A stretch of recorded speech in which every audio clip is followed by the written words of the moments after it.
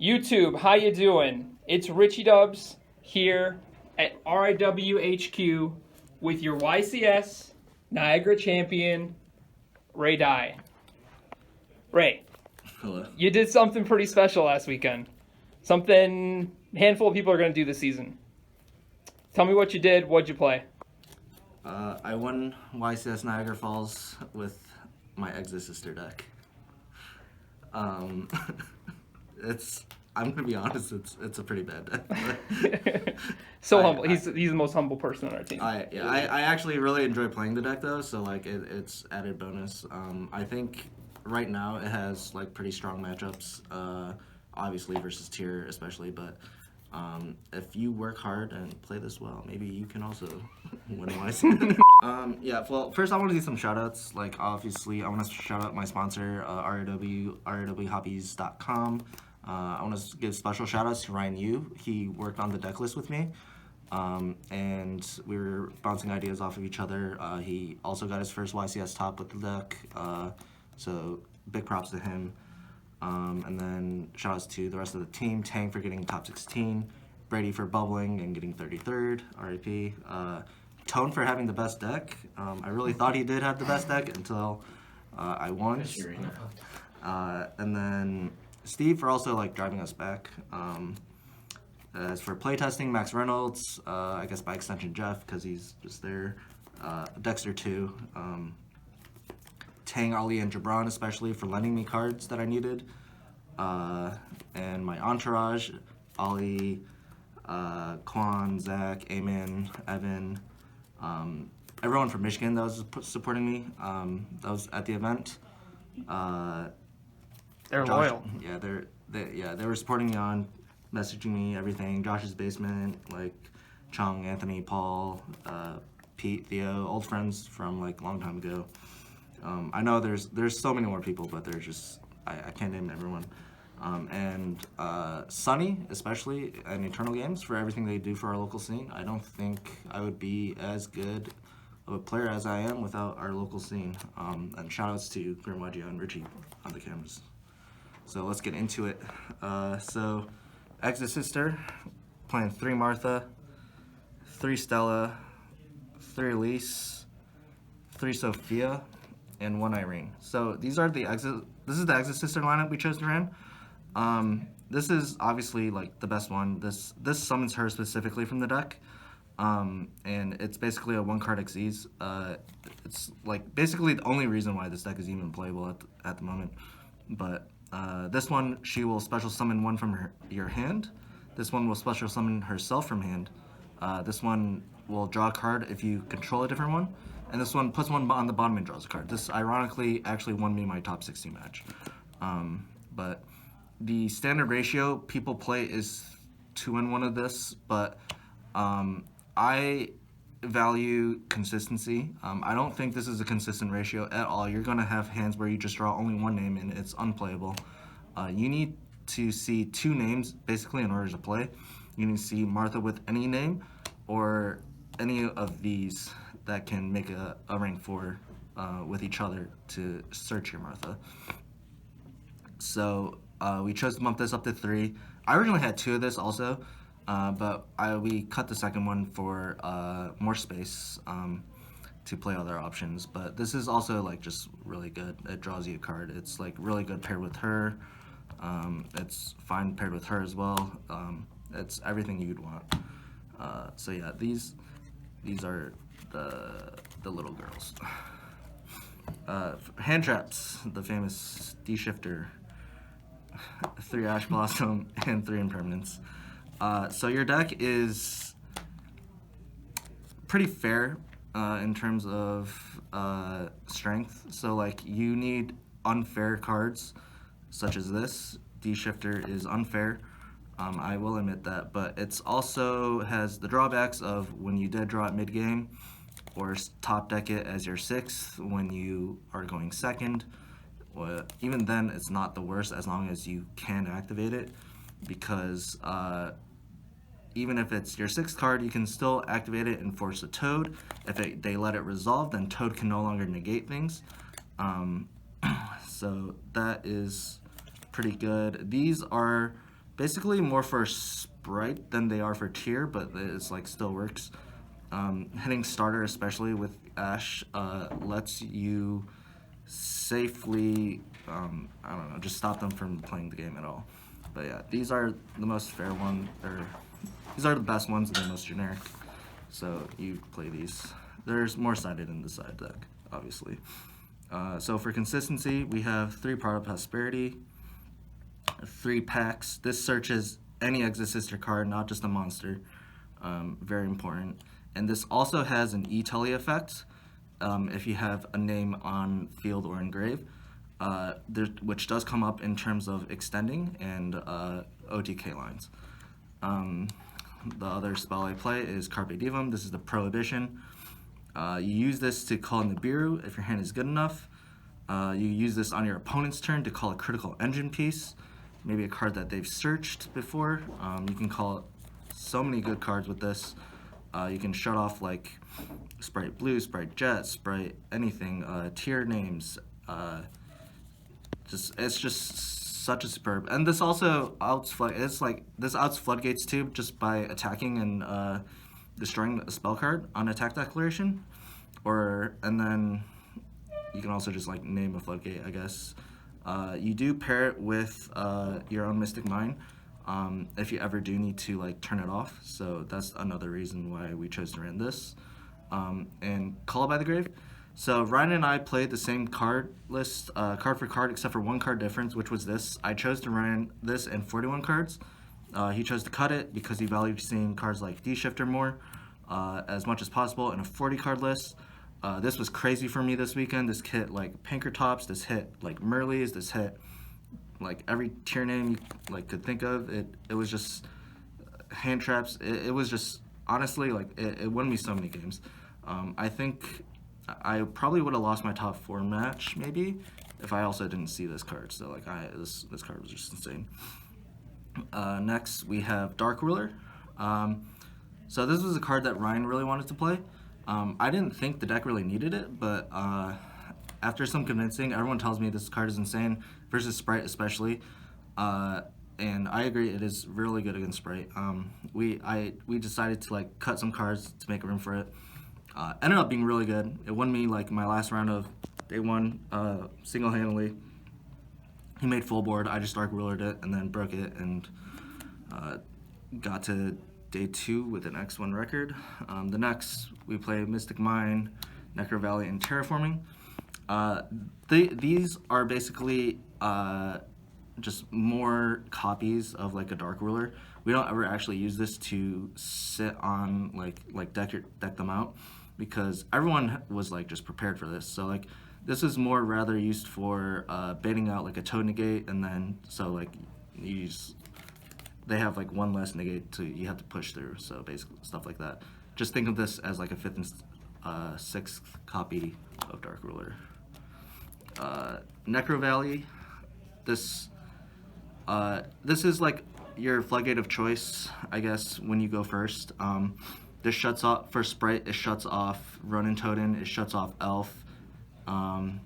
It makes Smashers really awkward to activate because they have to banish from hand in order to use this, and then they're always probably going to be banishing this. So like your field is like very safe when this is up against Sprite. It's okay going second because like it will stop Elf, or it'll force Elf immediately. It'll stop Smashers usually, and Toad will not be like as good. It stops double Toad basically, and then obviously Terraforming because it can search either one of these. But yeah. So then the last traps are 2 Vadis and 2 Returnia. This summons a pair from your deck. Basically, they have to name each other, or one of them has to name the other. This can summon Martha and Elise. Returnia, this card is crazy. It banishes like 2 cards or summons an Xyz. It's like the pinnacle of like the best interruption this deck probably has, because it banishes anything. Like it's like I've had people like mine me and try to pass turn, and in the end phase you just flip this, banish the mine, and then you just kill them. This is good for follow-up or catching people lacking when you can like just chain this to an effect that moves a card out of the grave and then you just Xyz like twice. So that is that for the main deck. That's 41 cards. Ryan played 40. 41's a winning number. Better number. I don't know. It was fine. Whatever. But yeah, moving on to the extra deck. So while your main deck is actually like really bad and like pretty fair, like the Xyz monsters this deck plays are actually like probably some of the best Xyz monsters I've actually ever seen in this game. Like we'll start off with like 3 Michaelis. So she is actually just Dryden on steroids. Like this is like it banishes the card. It can target a card on grave, in grave, or on the field, and it just detaches and searches a spell or trap. And this card just single-handedly probably just carries the deck, but it is. It's just good. So all the Xyz monsters are just good. So 2 Caspatel, 1 Isophil, and 1 Jabrin. Shoutouts to Jabron. This is the Abyss Dweller. This is like basically an imperm. But this also boosts the attack and defense or attack of all Xyz monsters you'll summon. This is a Sanaphon, but it also searches a monster, so this will search you a Martha, usually. And then this will add any spell or trap. So usually you're adding an extender or one of the trap cards. This you want to summon on your opponent's turn because it's the Dweller.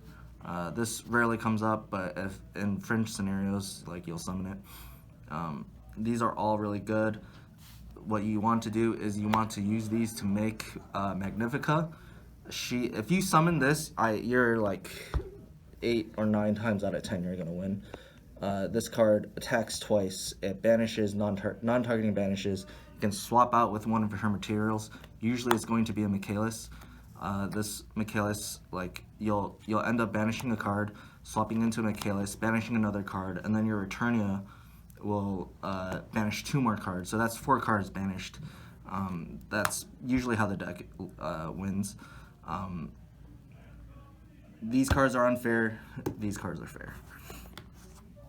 So the rest of the extra deck is 6 slots. These are all flex spots, but I think Lina and Zeus are mandatory. This is for cards like the Nibiru token, Ibli, any random flying sea, contact seas, whatever. These are all necessary. Zeus is for obvious reasons. You can't like summon this on the turning Martha, but for scenarios where that doesn't happen, it's super good. So I would say these 2 are also mandatory, but then these 4 are just like these don't matter at all. We chose this for the Adagnister link. Anything over 5 or under is manageable. 6, just go next game. So this was like our only answer for that. And then Cowboy, I never made this. Ryan told me we should play it. I was like, okay, sure, we'll play it. Never came up. It was always just banished for prosperity. This was for Rivalry of the Warlords. In theory, I guess like we could just like if you had 2 names and a Pax, you could just make this and then summon a monster to the arrow with Pax and then like pop the Rivalry. But I feel like if you have the Pax anyway, then you could just search the Carpe Diem. I don't know, like it's whatever, but I don't know, it didn't really matter. These were all just banished for prosperity. 6 every time. These 6 usually how it goes down. And then for the side deck, we have more hand traps. The Gamma package, Gamma Driver, and DD Crow. So this is basically going second against almost every deck except Tier. This is not that great against Tier because like you're gonna just trigger their effects in grave anyway. And using this on effect in grave doesn't really feel that great. So that's why we chose to run DD Crow instead. DD Crow also has the added benefit of triggering your Martha, which I did a decent amount. But yeah, so I did that in the finals. This lets you like not commit into a Nibiru basically if you have this. So like you can leave your Martha on the board and then not walk straight into a Nib. this obviously has very good applications against Sprite, which is probably your weakest matchup, but if you resolve a Gamma against Sprite, you're generally going to win that game.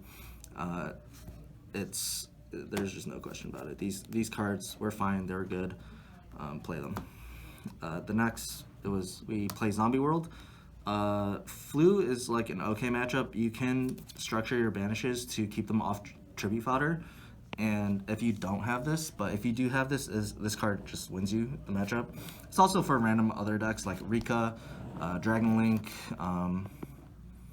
Sword Soul, I guess randomly, like it's just stuff like that. We play the terraforming, so it's not like the worst card at 1 to see. So it's just there for that. Cosmic Cyclone, this is more for like the runic decks, and random floodgates. I never actually sided this in once because I never played against any of those decks. And next we have the Feather Duster and the Red Reboot. These went in almost every single time I went second. This was just in my deck every time I went first or second actually, because this is for opposing reboots and evenly matched. But this is like you need this against tier to like clear super polys, clear Solex, anything like problems. It just lets you play freely, and then versus Sprite obviously also against like smashers and stuff. It's fine. And then the last cards were 3 Solemn Judgment. Going first, if you can make Magnifica followed up by a Judgment or anything to stop a board breaker, you are going to win. This card basically is you just need it.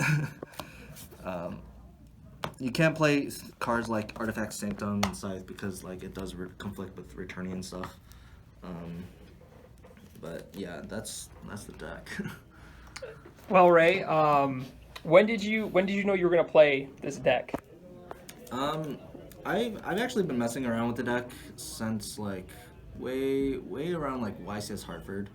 I just like got really bored of the format and just decided to like mess around with Exosister before they even got Marthas, like before this deck was even like playable. I learned how to play with like like packs and different lines with E-Telly and then like Jigbite and stuff like that. So then when the deck actually got good enough, I just kept playing it at locals. I got enough experience. This is actually my first like major event top with the deck. I like took this deck to like 3 or 4 regionals. I like bubbled out of top 8 in every single one of them. It was pretty heartbreaking.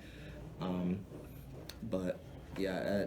Did that make you more confident or less confident going into this event? So my losses were pretty extreme. I didn't feel bad about it. I actually have only ever lost 2 sets to tier with this deck, and ironically they are to the same guy both times, who basically knocked me out of topping those regionals. Shoutouts to that guy. I think his name is Jensen or something. Monster of a tier player. He's really good. But I think this deck, I don't know, moving forward with the Ishizu stuff, if this will still be able to compete. I have actually not tested this against the Ishizu stuff. I just really like, and I just enjoy playing this deck for some reason. I don't know. I do it to myself, but for some reason, I think we all know why. Yeah, anime girls love them. But yeah, that's my deck. Okay, so last question I got. You've been to Worlds, second in Nationals. Now you're a YCS champion. How does that compare? How's the feeling from being a champion? It feels honestly like unreal. I never thought I'd actually be able to. I honestly didn't. Winning was not like on my radar with this deck at all. I actually just only wanted to top. That was my goal, was to just top. Winning against like the stacked top cut we had felt amazing. So what's next? Next is we try to go to Worlds again. All right, Ray. Well, we hope we see you there. Thank you for the deck profile, and congratulations. Thank you.